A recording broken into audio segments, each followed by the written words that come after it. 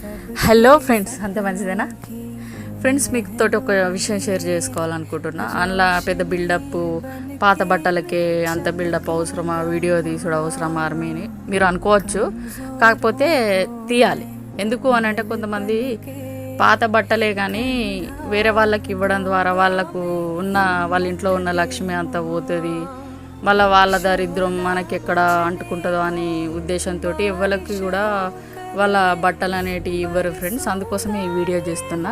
అయితే ఏం జరిగిందంటే, మా మామయ్య ఒక పని మీద కిరాణా షాప్కి వెళ్ళిండు ఫ్రెండ్స్. అక్కడ మా ఊరు ఇటుక బట్టిల వాళ్ళు సరుకుల గురించి వచ్చిర్రు అన్నట్టు వాళ్ళ పిల్లలతోనే. అయితే ఇక వాళ్ళకు ప్రాపర్ డ్రెస్సులు అవి ఇవి ఉండే కదా ఫ్రెండ్స్.